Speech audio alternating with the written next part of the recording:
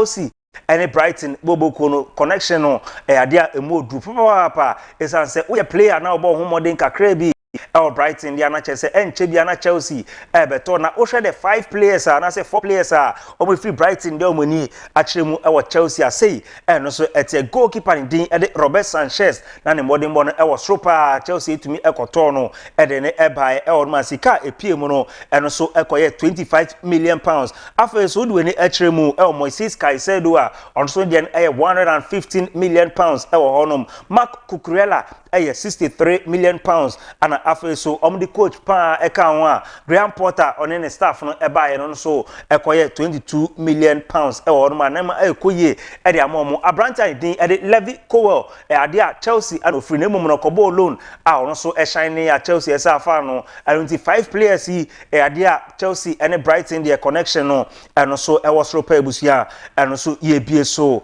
e asumye everywhere fa ni entremu e buy 04 Leverkusen aso e san say enra no me two enim say Brighton din e de Jarrell Kwanza no apase ne medical na officially e ade Brighton e de nsa ahye contract ya say assign 5 years deal e de buy 04 Leverkusen Boboko no e on Liverpool and on so e free sika e pie mu no e 40 million euros me pacho buy back clause no say ne modern money e was na Liverpool ka so obetimi asa atone dia obetimi atone me pacho e ade a Liverpool e de ka contract ne ho anyama e koyie e de amomo e so e bie so ere asumna ko pem o Liverpool aso enom dia me pacho ansana on ebeje leg no na papa ni din e de Aina Slot na oni coaches bi na eye ejuma on Fabian Orte and afi so Claudio Tafarel adia sa two coaches si omotimi efri Boboko nim anunti officially ene adia Liverpool papa ni din e de Giovanni Van Bronckhorst se ono eme assistant coach and farmer Aina Slot sa so ana goalkeeper trainer no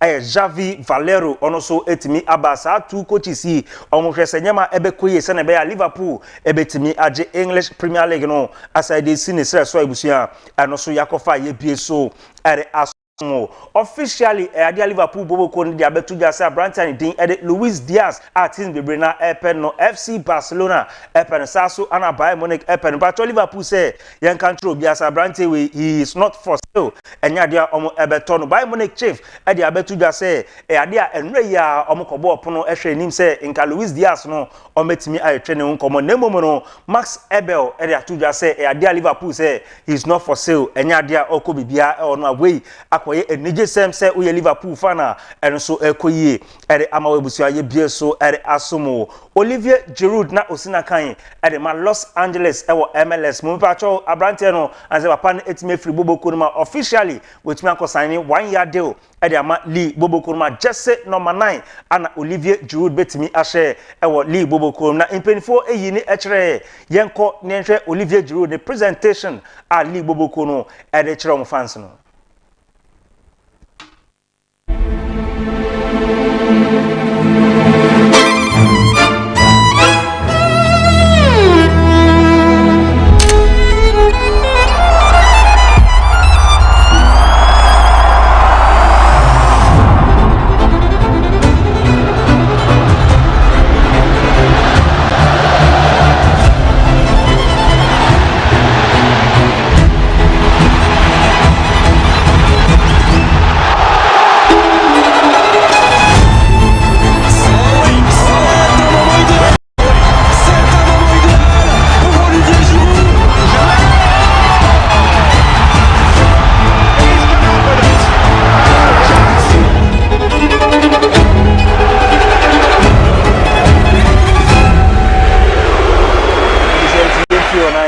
Entremu I was Saudi Arabia na Saudi Pro League no team ani din edit Nyom FC on Monday mono I was ropa or after say papa ni din edit Alexander Lacazette ebu na ketem efree Olympique de Lyon Boboko ni pacho or den sa ko contract ya say assign 2 years deal edit ama Nyom Boboko na or say nyama ebekoye edit ama no so presentation no na kama pa yenko Alexander Lacazette asye.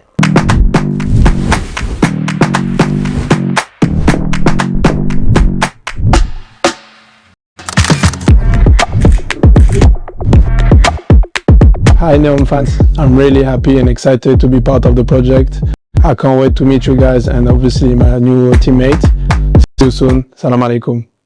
fans, I'm really happy and excited to be part of the project.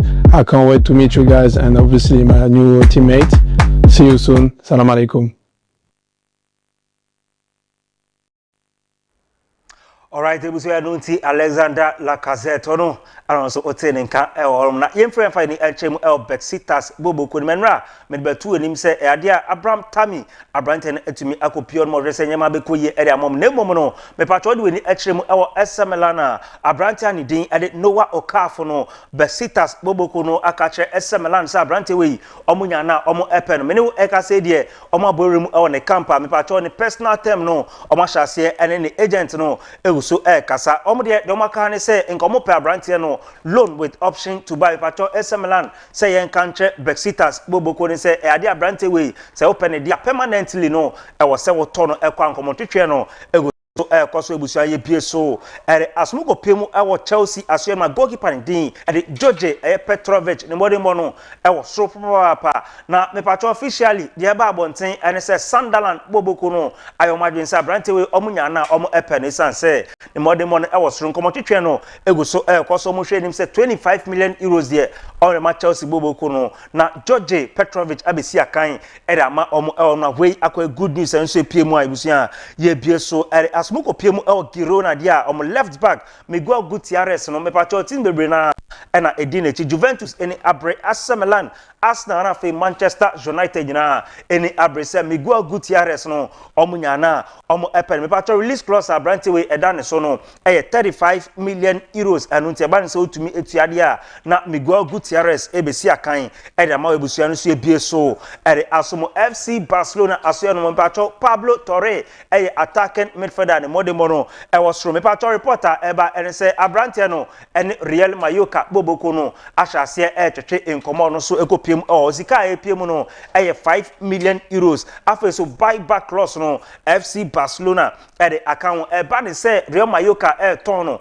ama team bia ade a FC Barcelona ebetimi enya shares kakra mu no ma Pablo Torre ono so ne hon samana no ayas boboko no eni abre so no so esape Abrante we ya enu tebusia nkomo twetwe no so koso se Pablo Torre betima ko piemu ayas no esi akan UEFA Champions League mu anase Real Mallorca Abrante nso betima ko piemu bia no faculty sports yan fan kamewo. All right, enyina no so na mono ne nsem na busia yemfa NC ahase midin ade Maestro yemfa na ase rakat mpeni4 omro honey no ebe boa papa pebi na bibia enye kama ewo so mfaso no draw so pa anuntima unsa nkebi opedi ase ana package no etie me pacho we 100% natural bomodi na yusu bia no pa ewia enwumre amachin obetimi eyusu bi krobia santi wa ase no we yusu bia ma bibia eye kama amano anunti yusu bi na bibia entumi enye kama opendodo etudia ne penifo ntwe komo ewo 0242 084800 0242 ode bomode na from na bibia enye kama sajumekoi adarment ye tufa ekopemu maso amano ne nsem na moso no eba emre na so ose etenase ne eba ba mu kama ema na momo no amintwa me ho na menje abuafo nkrato ose me ba amano ne nsem no apamfo atenase a on be hwe ni nyina asomo.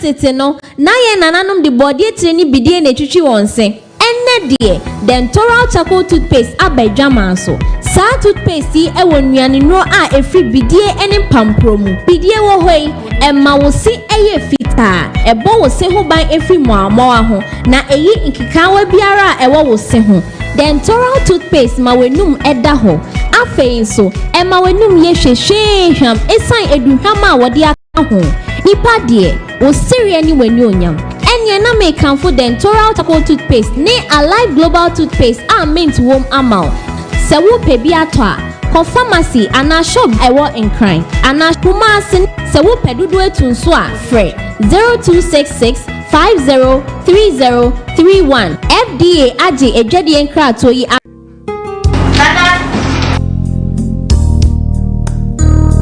se patropa ufri promo ba to toothpaste we be bra. Mesro, mento toothpaste bia. Mesito toothpaste we be bra. Ade ajo. Hey, abua me papa. Abua me ne kolani nyina. Na won ti say am complaining me sini bio. My brother, don't just use any toothpaste to brush your teeth. Use the total charcoal toothpaste. The total charcoal toothpaste is good for you, man.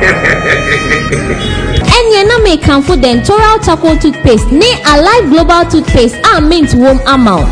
Se wo pe bi ato a, ko pharmacy ana shop ewo nkran. Ana kuma asin se wo pe dodo etu nso a frɛ 0266 503031. FDA age edwade nkrato yi ato.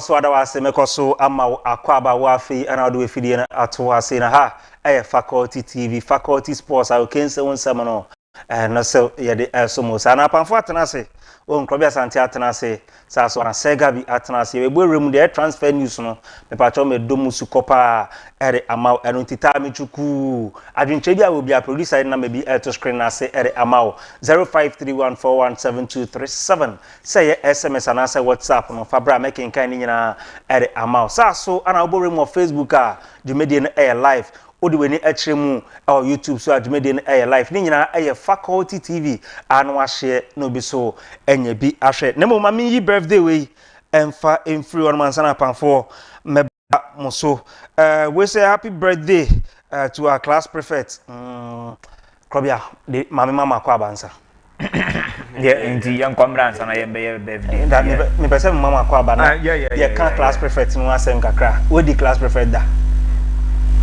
Adeba kwa Nyankopon de do me come ho leading a group and me the class prefect was KG2 from class 1 to class 3 near Hong Kong school prefect me the school prefect me the class prefect from class 4 to class 6 me the class prefect from GHS 1 to GHS 3 me the class prefect from SHS 1 to SHS 3 I complete year and I me be the SRC and then second organizer, second vice to the organizer, the main organizer, or no a female, and so our tertiary, intermediate, our college, intermediate position, pass a yen lead the Milusu being so that. Okay, now Sabi was where? Secondary school better. Yeah, class prefect. But most of them, now school prefects, them and JHS. And I'm no. And then of secondary school, so now me chapel prefect, assistant chapel prefect, boys chapel. Daddy. Assistant boys chapel prefect. Yes. Chaplain. Yes. And I mean, so charge you shouldn't say, but you're heading for the other projects. Other we are no free or I think leadership in this actual sense. My idea. Oh, you see that I don't win the B. Oh, media, week. Oh, yeah, not. I was seeing any week because I see any me. Oh, but made it naturally a part of me. Just said, me. I say moment I'm in person with me home before the forest. I know, but to be very honest with you, from crutch time about the pim, the college level. Okay. And then Demanco. Wow. But I have a producer and but my picture name. Na yendi birthday we am farmer class prefect unim say call armed forces secondary school armed forces abranti and din Ebenezer Owusu na oy class prefect and now in 2022 to ana no twa picture no man na say na be we portrait so at as here henti armed forces omo wie 2022 no Ebenezer Owusu do na friend no Toshiba ana say Bobby ana Shefo Shefo ne fatan no easy no don't say like all jokes apart like look the three pictures I will show on the screen any the nicknames that you've mentioned just look at even this one Shefo na we on ocean on mobile and I make Shefo na why Mate iti Ebenezer Owusu aka Toshiba and I say Bobby and I say Shefu and I would have way every one kasa cosmate Yusuf I won or no Nehonum or see and wish you happy birthday oko on my class on my science class no obey Angamabeka say we say one call accounting class na your science no be and we have pictures no twetwe bia na we in specs dey ahye ne kotokum so obesha specs we dey hwe ne ninkesua no one share specs obebre David obi o ma sana imiti yes inti etu so ohye science student any bia no mo huma say Yusuf say ono so ye science so easy be science student. Wow. Masa maning on correct wo wasu. David tie. Maning correct wo wasu na sanka kire me. Me say Yusuf. Me bu anka waka say oboa. Yusuf is. Masa. The class prefect ni. Yeah, the class prefect science there. Automatically you know so the class. Ebenezer Osu aka Toshiba. Shefu ni ya last. Debbie. Inti ni nickname. No. Ana me say Toshiba fi Japan. Easy Maestro to me look. Edini ade ne ye wo bibia obeye na bi wo ma din e ba also you see ewo SHS level 1 before e be ma o nickname no bi wo ho a ye hwe obi di ye hwe movies bi ne cartoons bi a unse sa time Jesus so afia cartoons ni ade ti ye tumi hwe obi a wo send wo cartoon bi mu ne ye de sa ni din na ye den ato movies mu ne sa de ne ye ato ana enu echi no ye san hwe obi wo ho so a said a onima de wo class ana se ne bi a ni body stature unso bi otumi ye ne ho ebi ne ya sanso ama udin nti ye wonu man kitin se wan onye stubborn guy mostly are stubborn guys no won wo mukuta wo mudin fifie na eba sure but oyise no sho no ye stubborn we ana wasanso akoye science na ade no hwa e ne level ni way of behaving bi ne attitude bi na wo modi ama ne no unim shefu enya sa genital unim shefu a ode ne pictures ni nyina on san rolly the guy is a shefu no that is not you see me no unless say one go SHS but unim kwanya ye fa so de nicknames a ugbe it me show ni ya decide na ya hwe movie bi a ya hwe cartoons ana yeah I want say no credit mo kan I'm telling you yeah what you say no there's a classroom called me shada ye no shada you say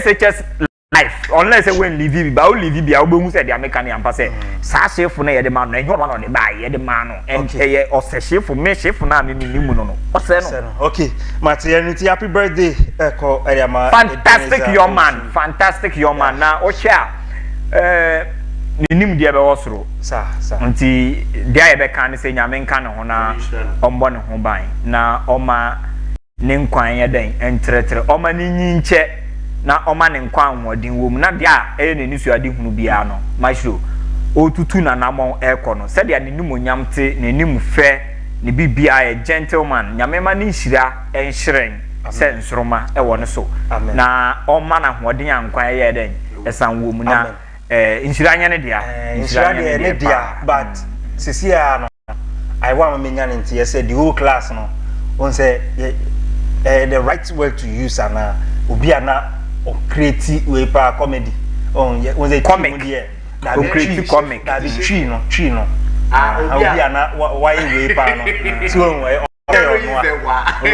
senpai no ma ba ko no o say you no nti Ebenezer Osu anti chef na we would say we won ja me ka kire esa se ni di ne mo nam se ne ka ni si na chi no Dabi ana program cars ni gu na chi bebre oko program bi ani we ye ne de anka look say time no owo mo di twa picture we so kuta kalki a on fa ni san hye ni botomu da o de kalki ni bepie my na de woni mwai ki won I then now we style visa no wa some me won pound because I say we jama ye I say woni mo SS life bi akwa we kuta moto ki kura ankasa biri on fa ni san hye ni botomu anka moto ki ni be sen nsa left no one of the fingers na esen ho no de twa picture no say okuta moto ki na count car ya oko program share cars ni gugu na chi bebre no twe probia kwe eyi kura no kwe black happy birthday enko fama onyame onsha na onya okese ba me sure say amen no waje so onyante ye dia na Yusuf I want send the amount na we hu sani akrobia sante do she mfimfini on e friend akrobia sante no matete no we bibia na why am matete no ro but beda wase okay mrena so yenko bi maso na mo no nsam no the transfer news there will be na ekoso no yemiesu mfama akrobia sante ma me sha se mfimfini actually me nche kakra bi unse ene we got a lot under our belt to fulfill sure nti enya de ameche wo jumedia medi nim kra mankasa me mumi na mo amabre pa se wo se mabre sa nti ene se director Masud no mo Alhaji Farouk Alhaji Shola no mo won se wo mo hweme a o mbe unse no we nye the usual Krobia Santina obo ejuma wa ha wadre mayen no unse mabre pa se me catch off ya no passe na chimpa nti maye ejuma ana me dia ba bi mu a nti no sa na ye be no na asumgenzo etumi ayere etumi aba fi nti I think a lot of the foreign time will be given to local young brother. Okay, Segabi. Na ye di hun koma odo na but Chelsea are really a new player, Joao Pedro. Now listening to the camp of Chelsea and the direction of more person or more in terms of more recruitment this particular summertime, you know.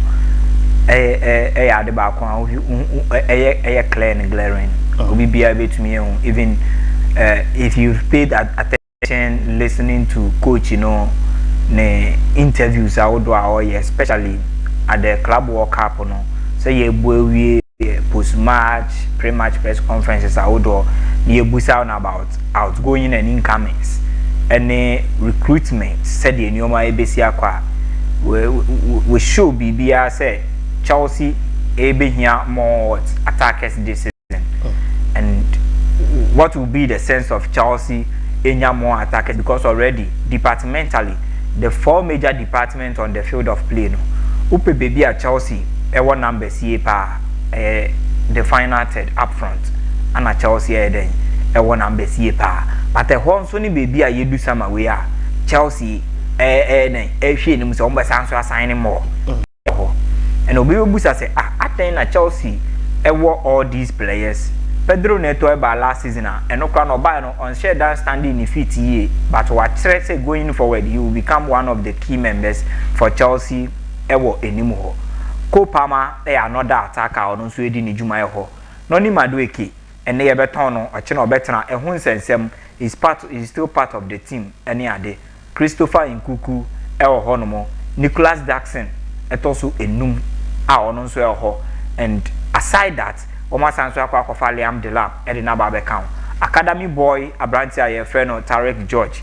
Our year so influential for Chelsea, even in Chelsea's quest to qualify for the UEFA Champions League, you know, you crucial goal away there on share or the last 5 games, any key role will play at the match Chelsea at the time. Not some of the players any available any at the match Chelsea, and you win a contribution, and even club World Cup, you on also giving time in the contribution of the Ama team. The Chelsea as many as 7 to 8 attackers. Our munina then a bit to me aboa. And some players we no munina can almost say munina no. Omuguso available a team no. But here lies the situation and the clear-cut view of Chelsea as to why they keep on signing and bringing in a new attackers. One, these are the situations. Mikhailo Mudryk currently is part of the Chelsea's attacking options. But you know, say from last season, middle of the first round, now Babepim say a complete year within a doping ban. He's not been able to play for Chelsea and all suspension. In fact, last 2 weeks, news Premier League at the buy crown nature say. Almost you who say a branch any situation a woman, but as to say, or say, or call on Fise, or call on Fise, no, even minimum now one more air channel, 4 years. Until imagine, say, indeed, this guy has been given 4 years banda. The next 4 years, Chelsea should prepare life after a branch friend of Mikhailo Mudryk. Until directly, a branch friend of a certain even. Ube here proper winger bia oba be boa Mikhailo Mudryk because no game no bono otumi ball as 10 11 7 and even a force 9 out in the ball. Sure. Jao Pedro ayeden ababe this particular time. Now ono nkoda nche NTCC ano out. Pedro comes in. Nicholas Jackson a striker. That aye ko enimu you say he is one player per glimpses out of waba be shown ni ade nyina. He is a player that is shown everything that he will be a key player and so influential to the side that when he plays behind a proper go poacher, you will see him good than say on no lady lines at the ML. And again, even sometimes operating from the left wing side. And no and one of the places are oba to me a deliver here them out. Until now we Chelsea be here a proper striker obey to me aba boa even class or background Nicholas Jackson be background obey to me and a shape position obey to me and deputize no. Then a branch of friend Liam Dilapa then ebemu. Now, here come it is already agreed between Chelsea and the player Christopher Nkunku that he will be leaving Chelsea post the FIFA Club World Cup. The player, the management will be very aware. They are weighing options. There has been a whole lot of conversations as a woman with other clubs at Brighton and Beko. At Brighton is here why not a beam. Now, Mikhail Modric position and that of Christopher Nkunku position in one single player na Chelsea assigned. Two players here kono. One player up na Chelsea assigned because a branch of friend of Jao Pedro able to miambo either from both sides of the wings and as a middle by the number 10 rule and as the center forward. Nina obey then obebo to me at the amount. And a player even during the academy days near Dinina no to me ball as right-sided or left-sided 8. Nina no then or board them out. In the exception of the defense, no, ye kuye ni munyina no all the positions. A branch no so versatile enough that obey to me then abo to me at the amount when the need be or the need arises. And only I do obey to me then the amount. The Chelsea would still need another attacker again. Wow. I will be to me then ababeboa. There has been this news surrounding our very own brother Mohamed Kudus near the so between Abasewomba and then draw die by the last 3 days the momentum no gada peja ye pass Arsenal are in for Noni Madueke signature. And also another way I think Senoni Madueke movie and they say cream the next 24-48 hours it will be centered on Abraham friend Mohamed Kudus. So no so then join Chelsea Amanyo Makuye because now Chelsea here players are one more abo premiership ni bida na one more league na so one more acclimatize one with the system no league no already na one more ba said there any problem bia in terms of adaptivity emba be problem major problem emfa my team no and we ande ba kwa one more then hwenti wo hwe two signings a one more this summer ni nyina no a one nyina ya players with the premiership experience and one more then one more to me e de aba enti no ne ade ba kwa one more senior betumi akoye de ama omo. So I think that Chelsea will keep on signing and anya shekra if obi to say Noni Madueke is leaving Chelsea betumi another additional 2 attackers betumi aba. Wow. But with a certain profile womo ba womo embassy o striker o left wing and now right wing no o ba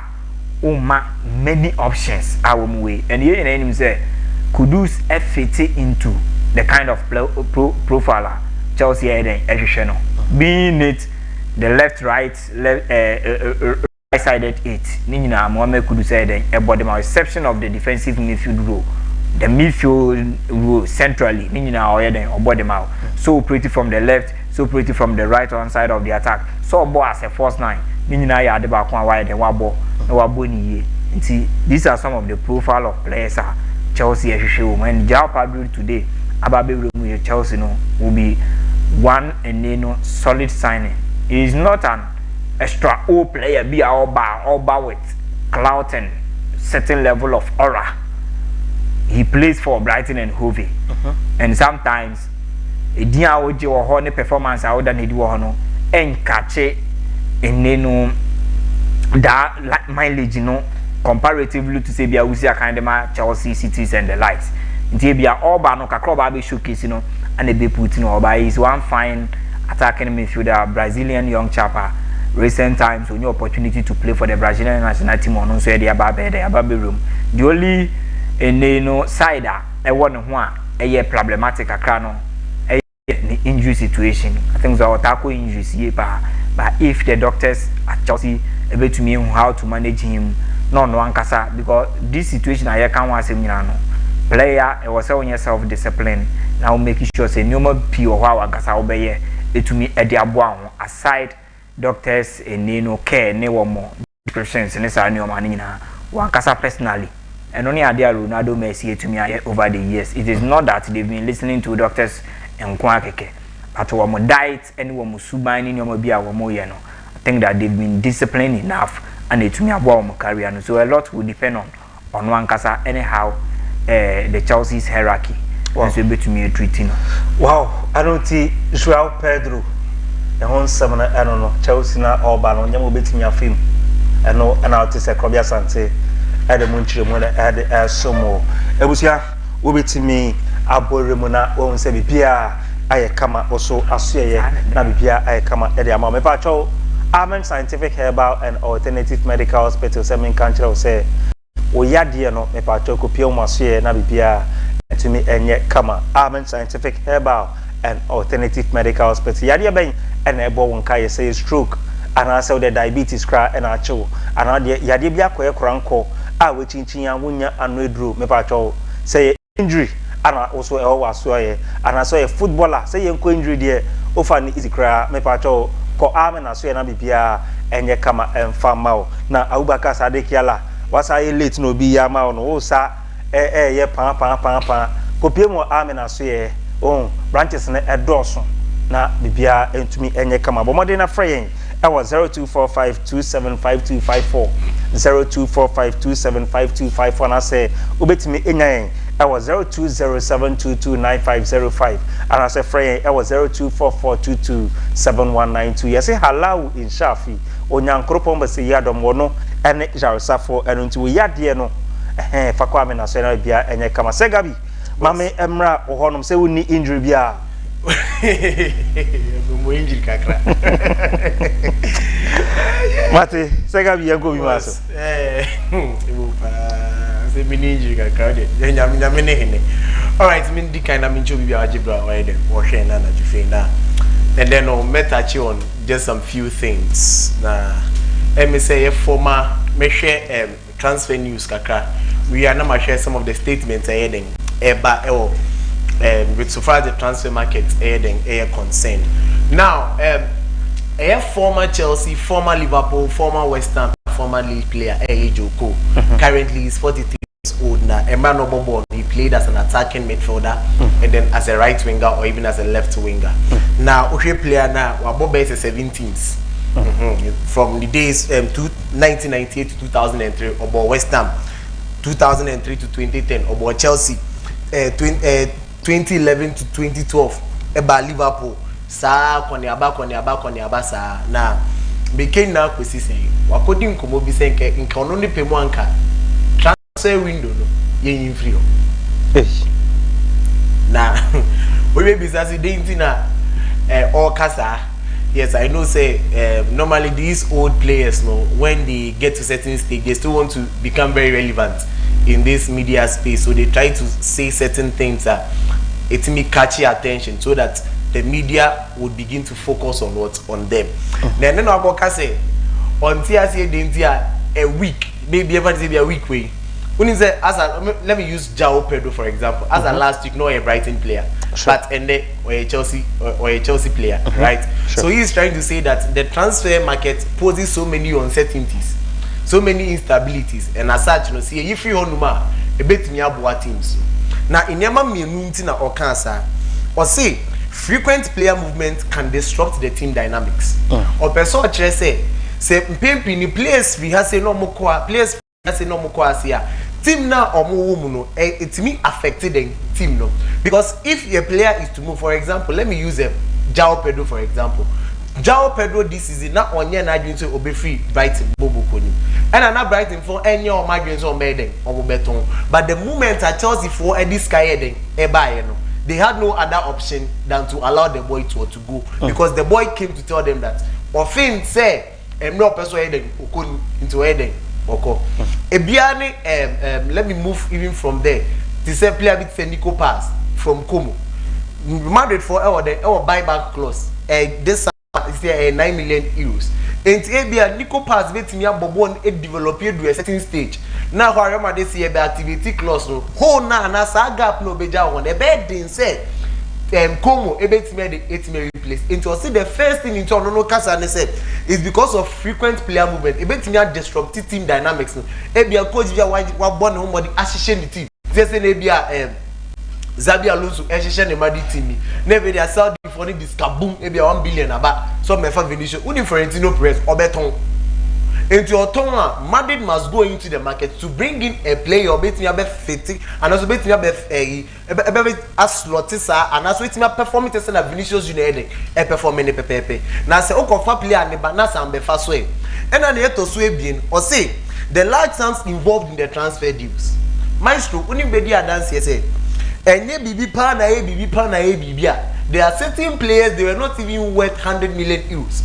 Talk less of even 50 million euros.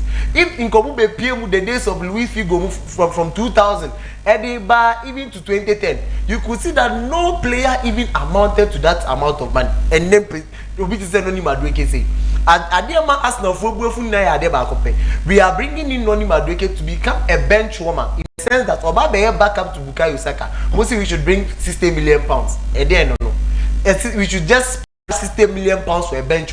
No, Eberiche Eze. Nobody is doubting the quality of the player in terms of numbers. Over the past 3 seasons, he has been able. Last season, Penotima doubled numbers. Now, Oshe Eberiche Eze, the profile he can play as the number 10, he can play as a left winger, he can even operate as a right winger, and even sometimes as a second striker. Okay, such a player, she have than 65 million pounds. Crystal Palace, what this can be baby or Monaco. In those days, do you think that these players would warrant such amount of money? Never. In Toronto, Cassie, they get scrappy when in from first in team dynamics. Number 2, any Sikana is an abede involved. Now, Osansu din common Osansu say. Dentia or no Casani now me research the kind of be person who dentia or the or Casani in Sanswa. A teams neso. Now, Maestro, the first thing is it could promote or it could provide clubs with more stability, allowing them to focus on developing their current squad. Say transfer markets be anyone more only say players 20 now some players 20 you are developing them and you are actually investing in them to get the best out of them because transfer market be any baby for player A player B aba be share with team. It allows club with the flexibility, without the pressure of transfer windows, clubs might reduce their spending on transfers and rather invest on players players pocket wise, the wages near their Maestro, when you made the dance here said, they Chelsea for Uncle Victor Osimhen near their back. It's not almost a welcome wage bill, right? Currently reported by the say. Victor Osimhen, Liverpool for new deal. The moment that we do next goes, Victor Osimhen never be shana. Now Victor Osimhen earns 30 million euros. Every in a year. Now so comfort Victor Osimhen abe share with team minima. One, you are Mohamed Salah and JKC or Liverpool. It is so comfort Victor Osimhen abe with team minima because of the numbers consistent over the past 5 seasons. You won't tell me say Victor Osimhen can so. It's either you are giving him more or you are pairing him with Mohamed Salah. And I often say Mohamed Salah so better says who play how bad my ball Liverpool. Those days are not Liverpool. I want more for me now. My ball Liverpool my day. I want to be some person. What balance? You want to end the same thing as me. And if care is not taken, a bit in your distorted a piece and a unit in a what team. And say and benefits of my team, but let's look at it from the other side. We are in a democratic world. Everybody is entitled to share his or her views. Sure. Now, didn't you me standing strongly against Asema Joko Eka and say, maybe can be that my teams or heading or boy. What about 7 teams? Eko Yen and say Eko Australia, Baltimore, say Beltstone, say 1-1-1. Dating no move every these teams. He moved from West Ham to Chelsea for what? Number one, for better pay. Number two, send a profile never then ebe near then. Because in Chelsea no, from 2003 to 2010, depending how many years, 7 good years. 7 then good years, making 183 appearances. It was 27 goals. Into over make a and can scrap a transfer market. You have been a beneficiary of it. At a point in time, and not Liverpool, a Chelsea we have to loan you. Nina transfer market. Into no what they tell me make us say it should be it shouldn't be scrapped off. This number one. It's me Boama clubs give them flexibility. Maestro, January for Manchester City, any example. Rodrigo Cascante pride, sure. So during the January transfer market, they had to go in and splash money to bring in Nico Gonzalez, bring in Kusanov, and then bring in Victor Reyes. It is so personal transfer market to say I cancel on us here. Do you think that Manchester City or these teams can actually can go into the market to bring in players to help Savage or Moinana? Debbie. So still the transfer market is very, very important. And the last one, it adds up to the excitement of the game. And then send a Chelsea for Eka Yenya Jao Pedro. You see rumors, the human mind and I say Nipa Yasumi Ede. It is a mechanical Krobia. What is it? Chelsea for confirm Victor Osimhen. Victor Osimhen about Chelsea. Into then or Google or research it will arouse the person's what expectations. A bit arousing the excited. It is a say play away every let me use Nico Williams for example. If Nico Williams moved to Barcelona right now and then about call either a Spotify campaign just to go and watch the unveiling of Nico Williams. Even one Garcia there were fans at Suita de Sportiva. No more can so one Garcia then keke. It arouses the excitement.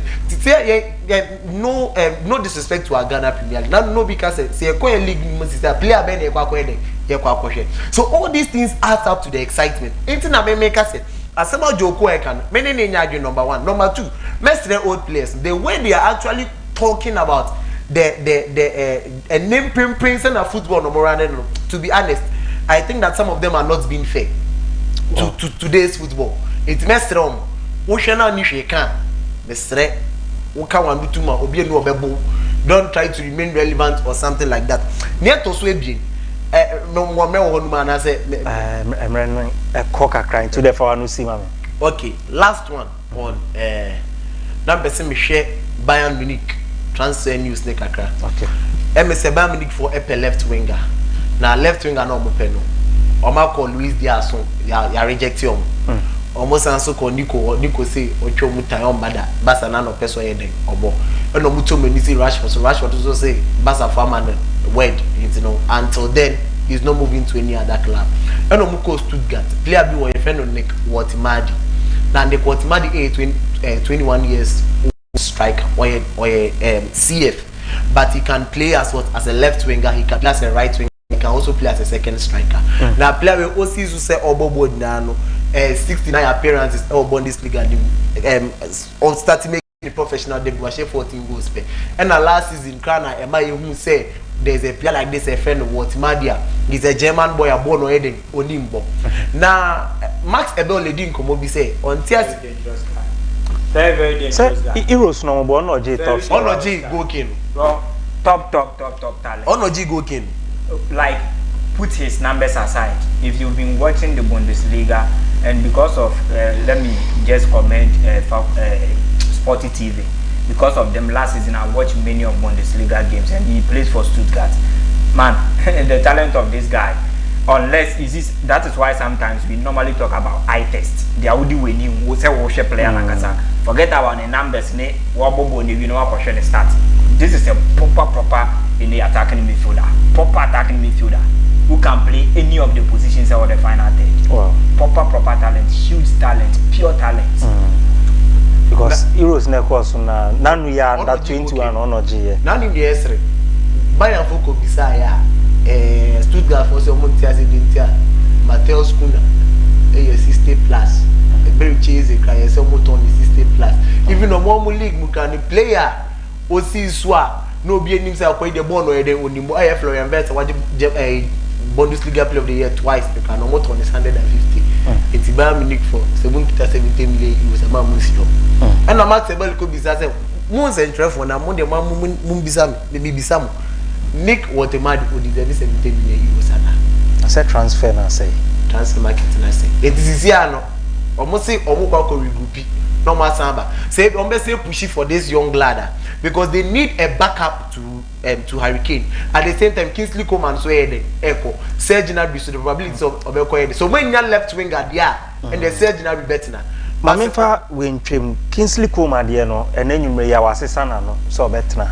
Oh, so boy no nim di ope. So better na kwa na. Second fiddle. Leroy Sané is a goner. Wakako Sandy Galatasaray. Who replaces Leroy Sané? We are here to find a replacement. Amongst all the even players are potentially almost standing a chance of even leaving the club. If they are staying, still they've lost a huge talent, a key member in their team. The person of Leroy Sané Aoko, who is replacing him. It is still what's almost it is still on left wing. No, it's Michael Olise in corner. He said I almost stand out right winger, but left wing no. Ding because player be Obeko Rafael Leao.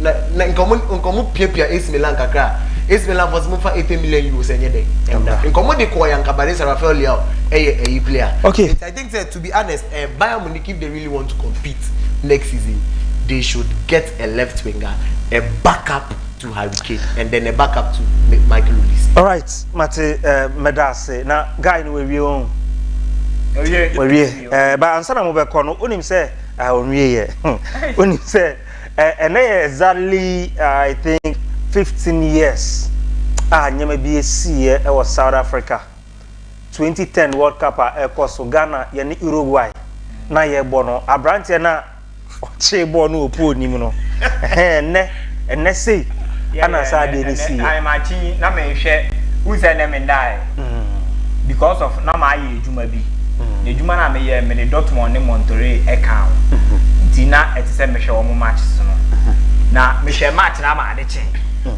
Monterrey ni Dortmund ma me see even 1 second So and it was me till match na ho answer na start any until say wo mo wie ye enti me nae enti sa anyima team num na after say e bo match ni wie na me kono na X ne so na me hu say other English portals no Bleacher Sports Sky Sports no mo e dey say image we no ma ba beto to say and then e mark Sunday na me say wow just look at I friend the pie here no pie ni na man for report pa producer sa shas ye ma me na yenka ensem kakra fan Ghana ye first goal no Sule ni o satana me okumase o she go we ya na start ye wow kasati Sule Monsa anche bia na dey go for lambe ye na ade no na aha Kobia ade we see ye no den ye o okay na me share sport be ye from ebe sport na ebe sport na me share sa particular match we Maestro and is it yen na ye ntia say wo mo je penalty because yen na you say penalty dey 50-50 yen na ntia this time baby je say no e ho na yen enye baby je to but ye ho na ye dwa FIFA organizers and say any referee ni say aden na mo je penalty instead of somebody go nti yen problem no pad na ye say go na wo mo anje no na yen antia ade ne share oh I say you when you say when they introduce goal line technology Dabi no ye Lampard goal no when they introduce this one it introduced a new way referee way no Frank Lampard oh because Bono I say you share Suarez more World Cup or Ghana ma Suarez o maybe but him say but you know that na say you share when you normal 2 assists no but while Sakura Pokra no ni ball do you know the funny thing about you call Kata na say you no punish when him say Kata there no sa match we the players ni three enti na de enya penalty ni to one de say no automatically and even before that match the Uruguayans realize that these Ghanaians we can easily feed on their thoughts and they say so beside their skater or say whatever happened in 2010 happened in 2010 we'll beat them again we'll do this we'll do that and unfortunately for our people within the early minutes of the game yenya penalty they boshe onusu kodru on because of that thoughts na everyone mutrim that than intino Odru on hwe ni okosi ono so bo ma keeper chi ba munim bibi Sule Ali Muntari or bola boy no vision Tribia or ball no ah ball need to me ko share na penalty na me ya twa papa we die no so police asako e kire ma me papa ne de adi ya akra de ono de nkan ha hwe o de ball ne to wa no ko 1 2 ti say 0 hwe jogos bambo kunum na issue but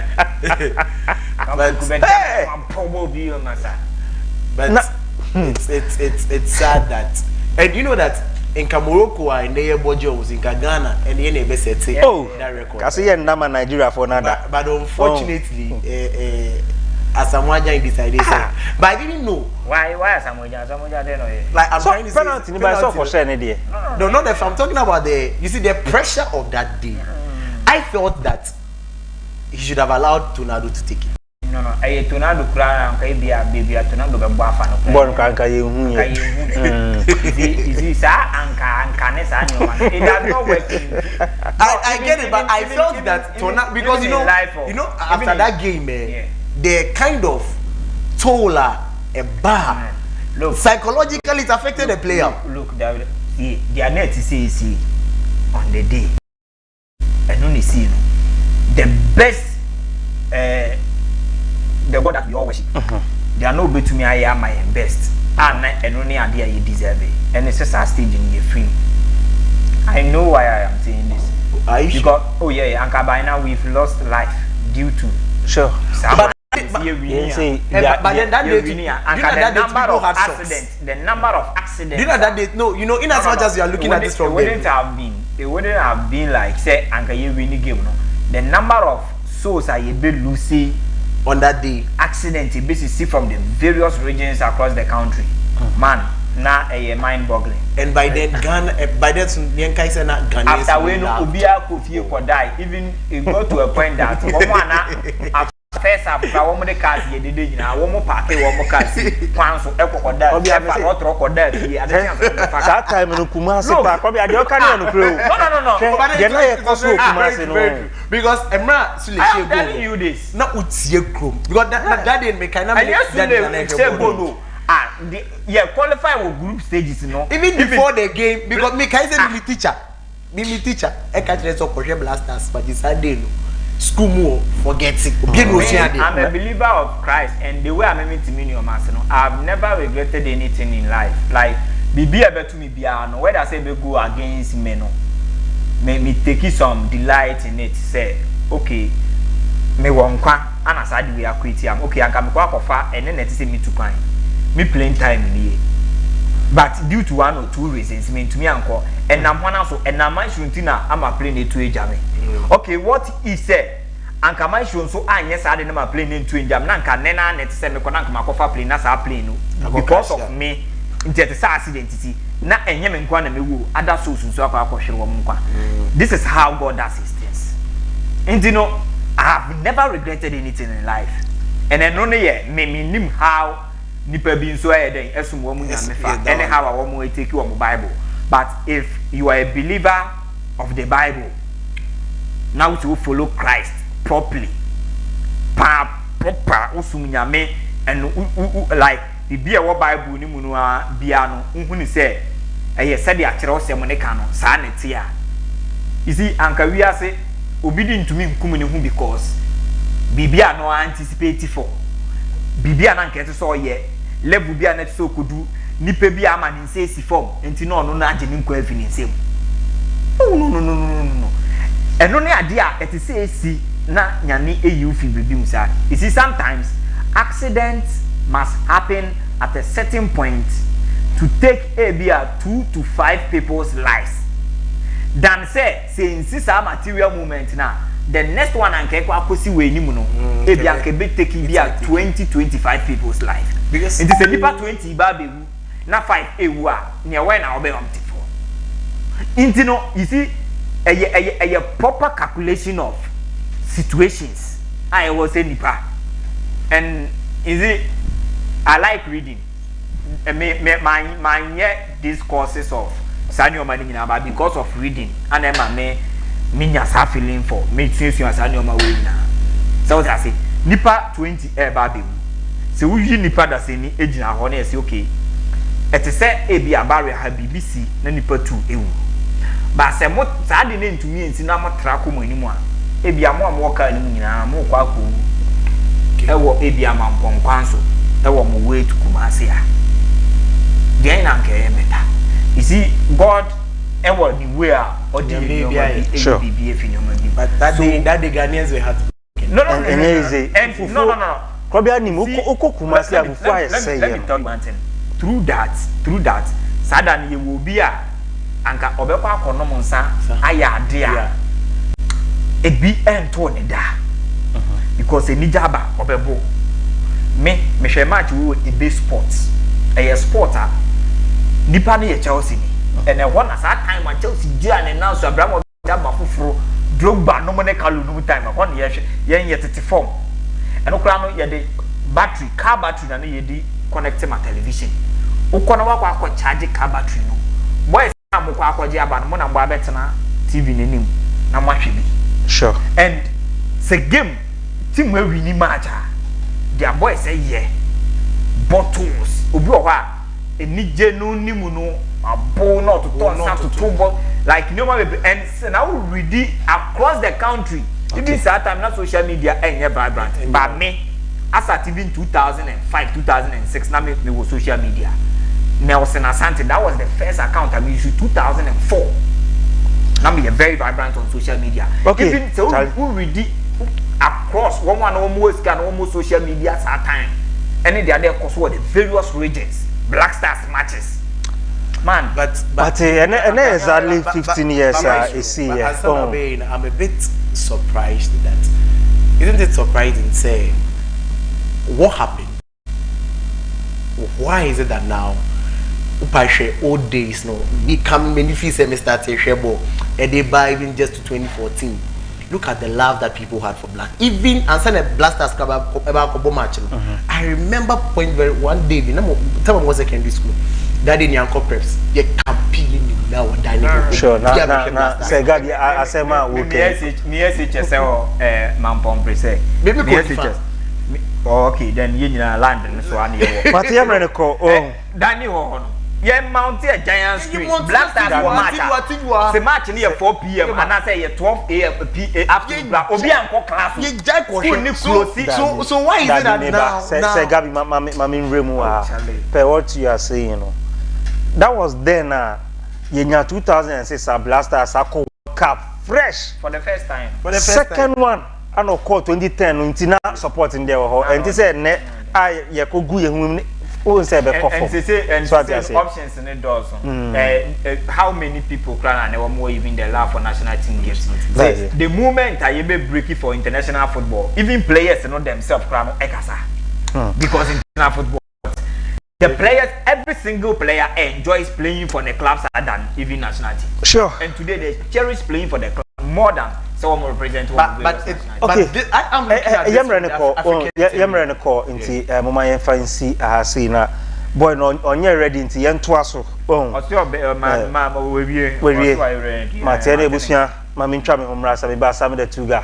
ere bo so no ba ere aso me we fide na free a me ba sisi a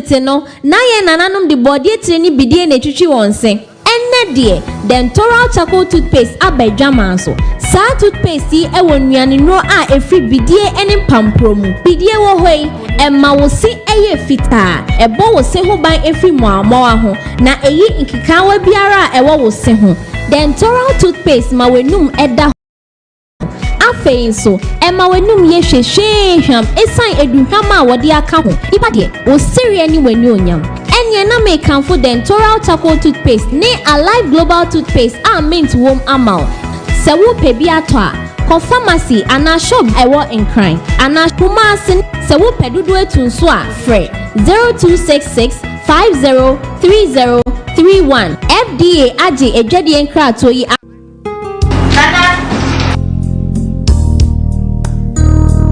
me patropa ufri promo ba to toothpaste we bi bra me sro men to toothpaste bia me sit to toothpaste we bi bra ade ajo eh abua me papa abua me ne kola ni nyina na won ti say me complain me sini bio my brother, don't just use any toothpaste to brush your teeth.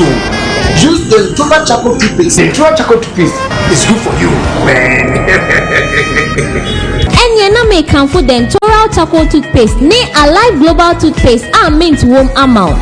Se wo pe bi ato a, ko pharmacy ana shop ewo nkran. Ana kumasi se wo pe dodo etu nso a frɛ 0266 503031 FDA agye edwadie nkrato yi ato.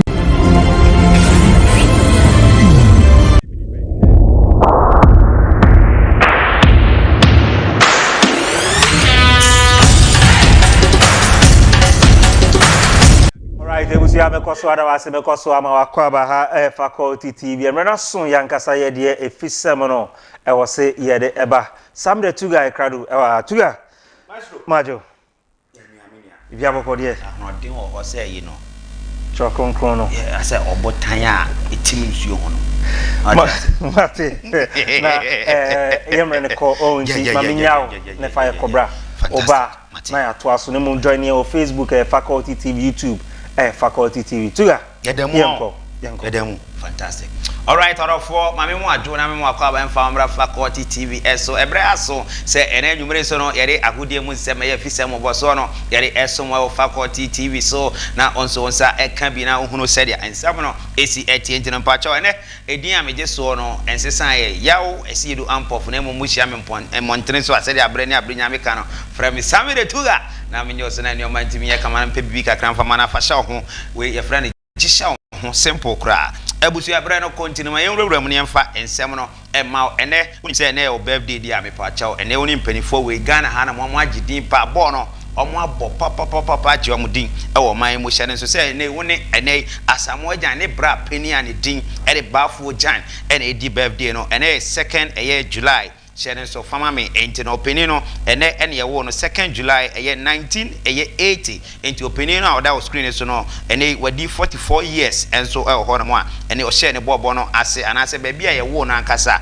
eye nkran ha na mo ya enti bafo jan de o hwehwe na kira nkran ha ena obehu abrante no ma ne o ma timi ya kama na emo mo hye bo no ase e o Liberty Youth e ma ne o ma timi ya kama no wura mu enso e o Greece eye EO eye Kalamata eho ena o hye okowura mu e wa manone ya odi kan ena o san so ba ene Liberty omo ene mpanifo no enso emu ma ne etimi eye kamanti Liberty eye professional eho na opening agi ne din ansa no owura mu e wo Slovan eye library kan no so no ye ka ho asem e de asomo san so no owura mu e wo Dynamo eye Moscow ena ne osanso ewura mu e wo Saturn eye Moscow ena obewura mu e wo Asante Koroko na sa eye Benghazi eho ena abrante no e de asom ni nyina etimi ebe wiye ma neoma etimi eye kama sanso ena Ghana ye left back and tin e de Papa Rahman onim sa abrante no so etimi agi ni din pa e Ghana ha na mo sanse ono so ene na woda enti wudi wa woda one Papa Rahman ene edi sa woda no enti no eno so ode no better screen so kama e de ama neoma etimi eye kama enti no channel so opening no so no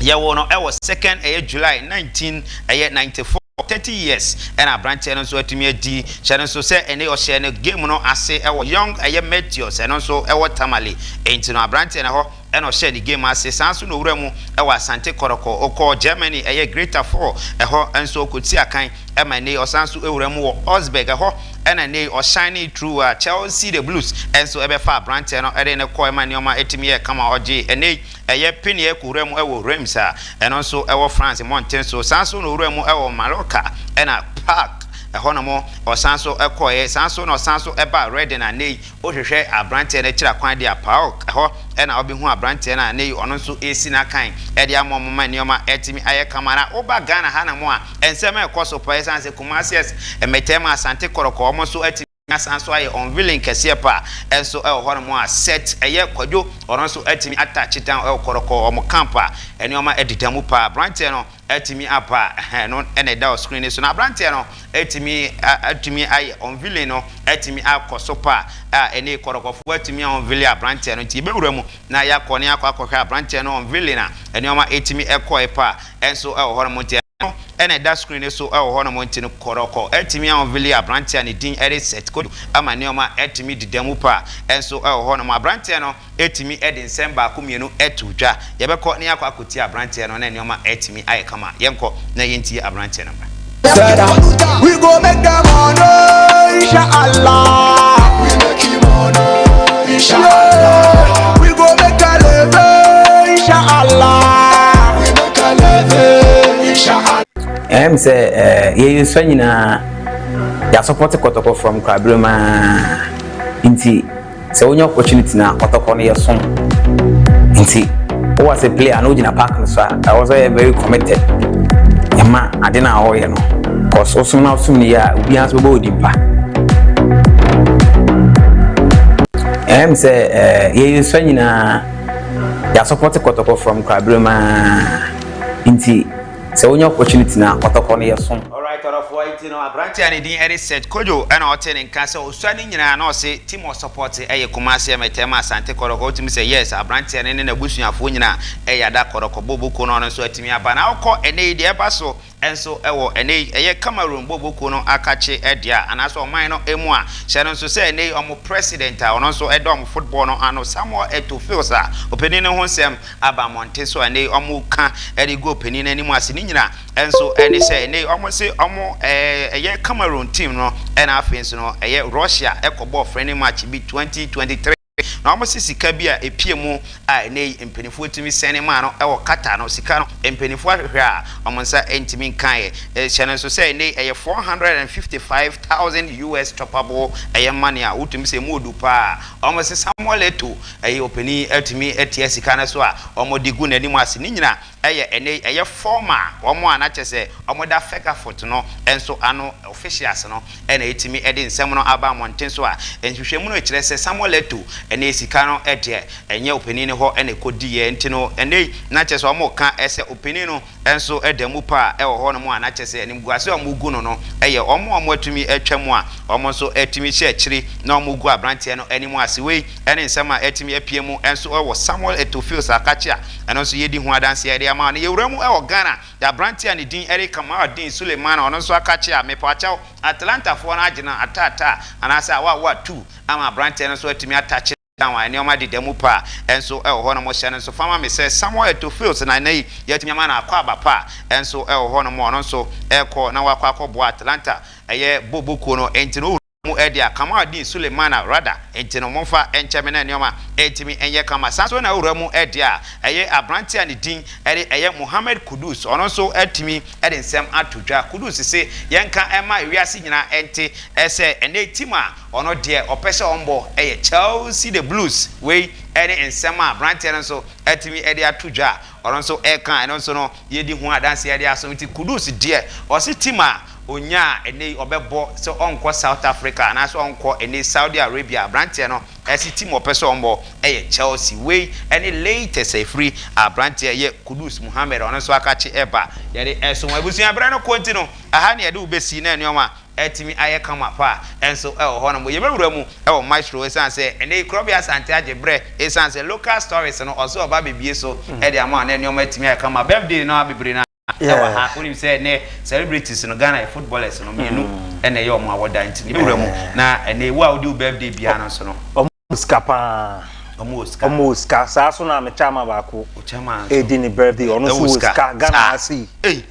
skapa nti se Krobia Asante ebi chama kwa so sai pepe nti so tu ga be dase se odi fisem emboso no abrayen kama ebusia yebeda sam de tuga asemeka say faculty TV faculty sports na ana wenugo so o hwene sa me pa cho borimo Facebook media live live anunti uduru honoma faculty TV or search page ne so ba amao na afi so also wa like wa comment wa share na bibia etumi kama ama mene wo nyina Rana so was say fisem na yetenas ne borem ne domu suko me pa cho unim emma nyame adoma wafcon no baso na ene launching chenche pa akopiemu e wo hono ma impenifo ye na eseweni eni kwanse e ka kiro Kamadin Sulemana akopiemu wi ma so Atalanta honom huru denden abrante na ko gini din ye behwe sa so ana President's Cup na nyame adoma ida kwesiada baso ne behwe na no so ebie so ere amausa akaye barely 14 minutes na dwumedie no ye de esi anything pa cho boremu on Facebook na also enjoy na bia nya campaign for mamesa emamo akwaba biom yeah Maestro efisem aba nemumu no okay Orisa yanko okay yanko wi na meyi mi birthday mi o birthday bia e wo se meye won nti we ni yenhwe we ni kakra bi 2nd July yenhwe ni kakra bi na birthday no because prominent we di kan ye two your one bi ho no ma wo se ye clear free ho no enya wa na ye two no Bafo Jan birthday se nya mo pra birthday se wo ye wie na be to feel sa ko bo Atalanta say no dey kasa dey say we are say dey oh yeah it me some dem me bisa so yeah ya na o ma be ni kura mate but yenko efie then cause we efie crop ya ma me sha say free. Interesting and a very good news from our very own brother Kamadin Sulemana. Is he ya piece okwakoboa enye under the tent of Gianpiero Gasperini. He's been one of the finest managers in the last 5+ years at Atlanta Bergamo. How he's been able to develop certain players are now how form no ADP class sign, but Openino to me any experience any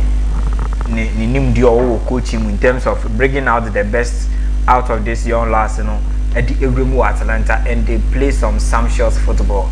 To me, winning the Europa League at the expense of Bayer for Leverkusen. At time now, to me, winning German Bundesliga, unbeaten run near there in that grand finale, and how he's been able to develop and put these players on all the global market near there. Now you is one manager Nanka may anticipate say. If Kamadin Sulemana, especially with any injury situation, you need such managers.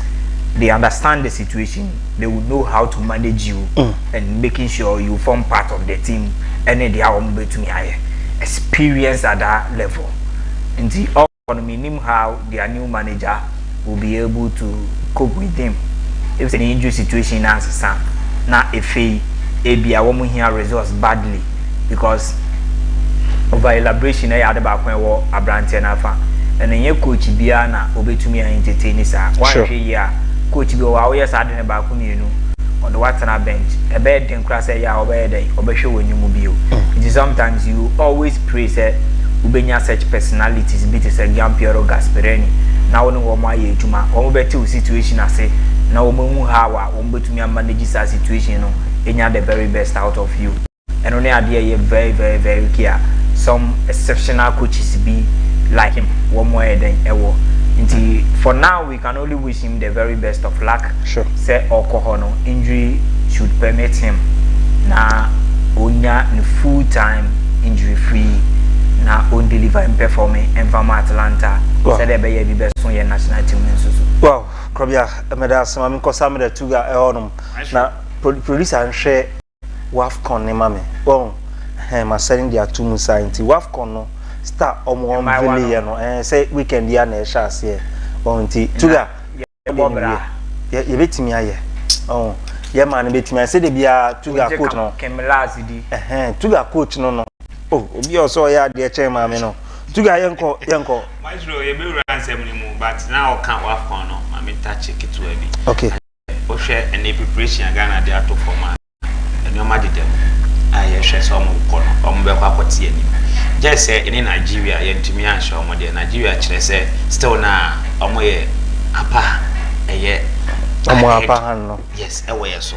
But tournament they okwa bibia to be see. Sure. No matter what, and I said no matter team obekwa koshia no.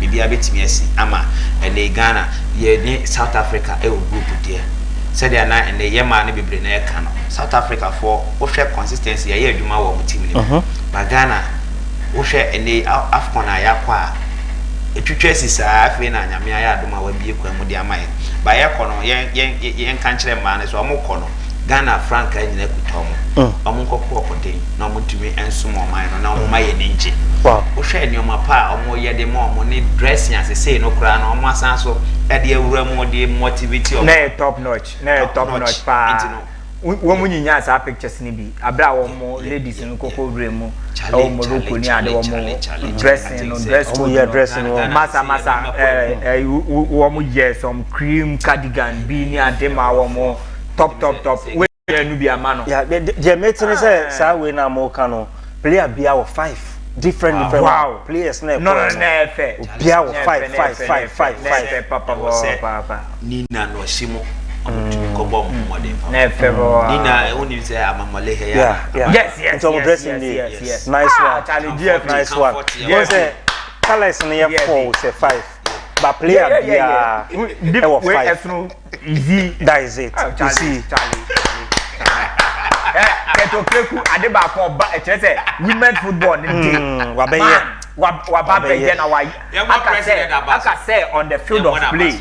Ebe showcase off the field off the field he's delivered Kim last but on the field no but e hono so ukona Kim na ntumi akoye djuma ye wo the same keto e wana de kofa Kim na de ne ba Kim yi mu kofa ne ba ya he ya na metra na mti me se me ka committee na wo mu kofa coach ni ba wan ka me reject no because oni obroni a wo read ni profile a onya 1 year 2 years kura wo team bi me na che so onya de nti mo kofa na ba no e kono ekohwe egu ye wo president na waye wonye fo na kofa no but off the field and it was passing off the field but results now by still na your kids yes picture we came in can entire mo hwe 1 2 3 4 5 different colors of up and down inti top and I dey ba concern am from afa wo mo ho ti we say no ti god him say player bia wo 25 o Sagwa we dey what say wo mu fail no nya ket asem nti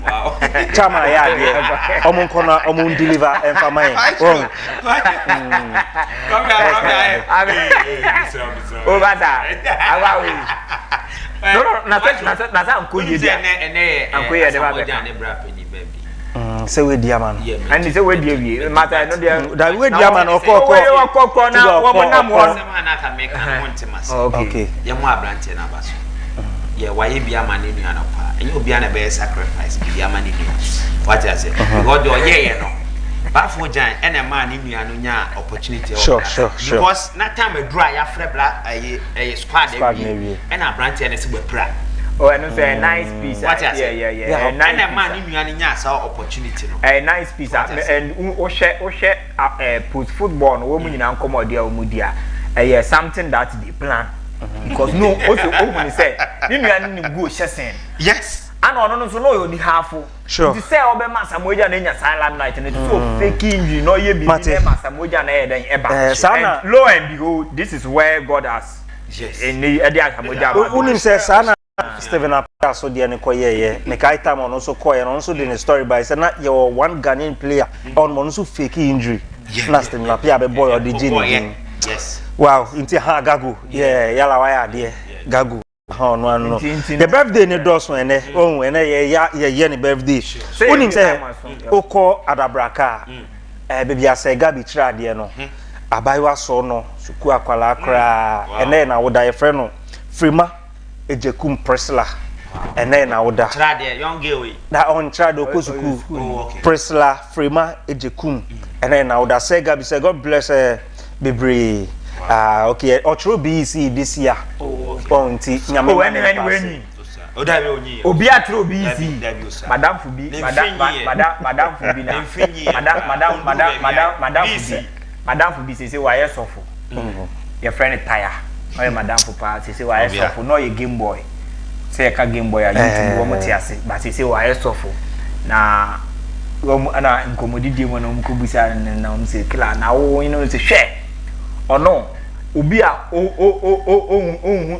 ohun say oya abofra e obi a say we hu nyansa etumi atena book hu atworo obi isi yide emfa wone wo kese ne wo ketwa ne wo stage and wo wei obeya hu adwuma no na penifo bi say don't mind it obeya hu adwuma penifo no omo don't mind the body obeya hu adwuma Mate Priscilla Frema Jekum happy birthday to you we free wangasa teacher say Gabi honomosi onyankropo mbese ya bo nshirawo na onya okese star ujira onum say na was re no resource nbeba no se de no enchen say ya na afi ukomi school no honum de class prefect ni edin every week nti bi be so na bibia ayekama ana we the prominent person okọ Ghana hasi ya wajini dimpa se ba ni golf ananu yo ombo tournament kese ba ono sponsor aye ntanyem kwa say faculty sports ye wie no ba be sponsor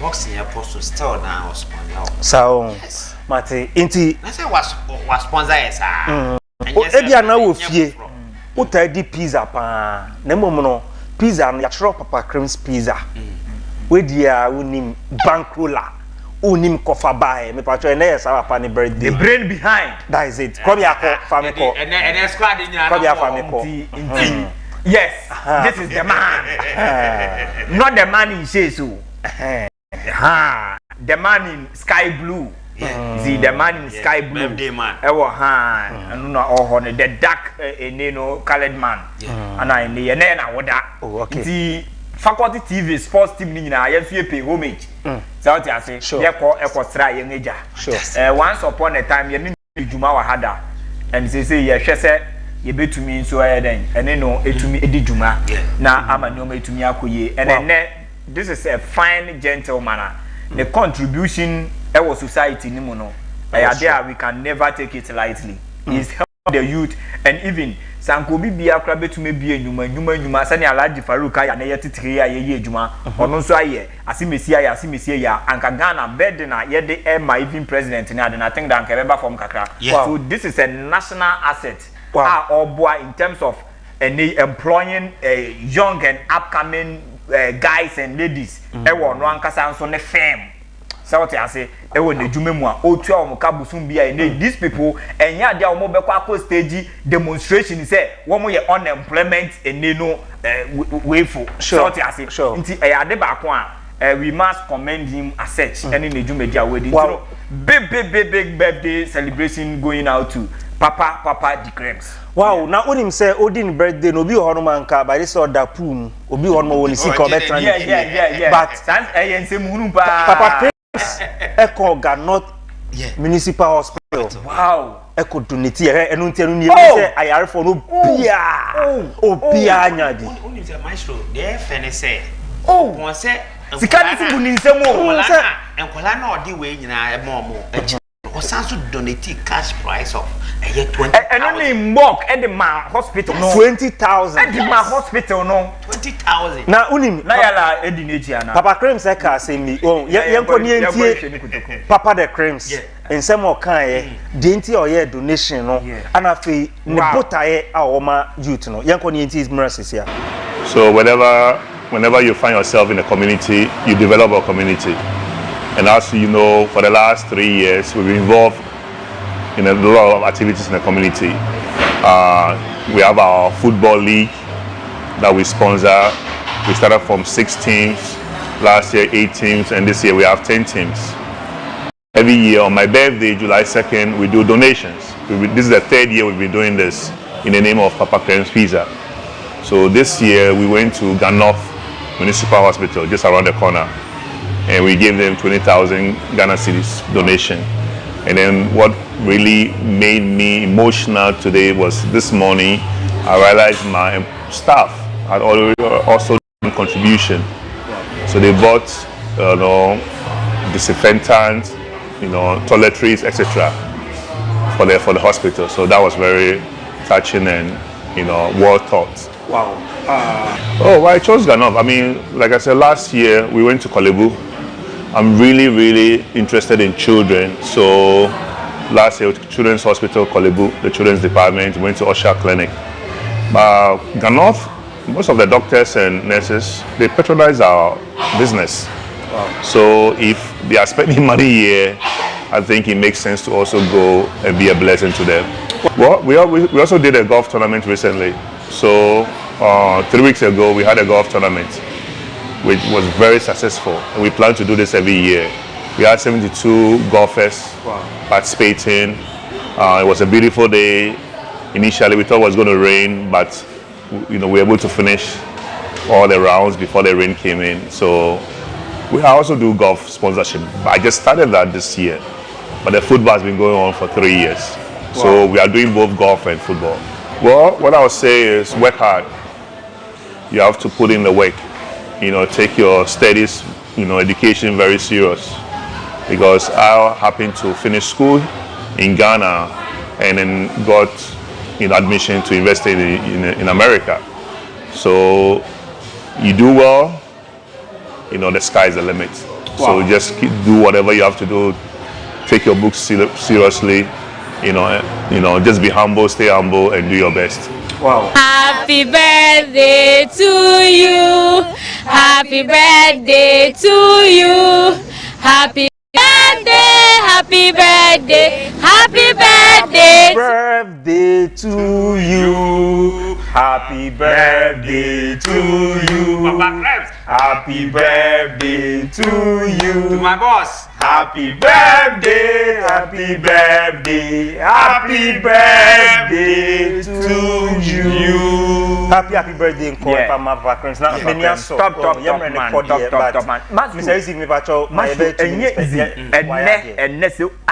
Nipa titiri anyi na womu di womu awoda womu ko hospital say akasabri wa fa girls womu to akese akogu pumu eguare enum nsan yen sebisem look say sika no the best and your money na e dia ko hospital oni biefo obi wo ahwe ya age ne ba to 1 month ni abofra no wato no bo me fa ne because one first sika na e te say utua ne ma ye mfa abofra ne ma wonko fie and me ye testament to that situation way that is why American. Wow. Yeah, unipa yare ko hospital a ne ho ato no na ete so oba fie na se sika ete se wutua no nya ntua ya je ne tena ho te so wo prison no na nu ya de si papa we no obi kra ye se na nipa na omachi o dwane yes ana wo che no enya easy papa na se ho ato wo se ho nto wo you were giving something mate ya mo ba ya be sa ko to birthday ni into bia nhia yen e wa asofa honom ye abodese honom ye soja line obia nhia yen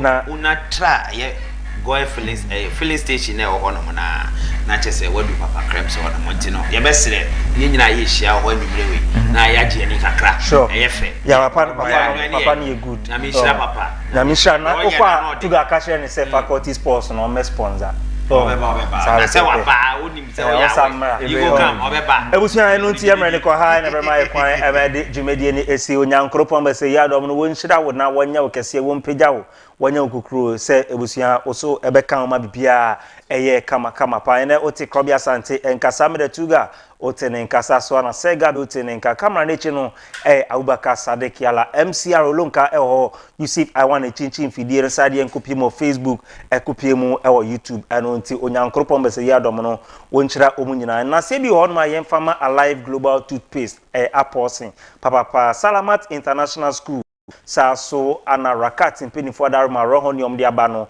intumi enko enya Amen Scientific Herbal and Alternative Medical Hospital adaruma jumedie no yare asumidin e de Maestro nyame adomo chena bojaye Thursday edition e ba besumo see in conteremo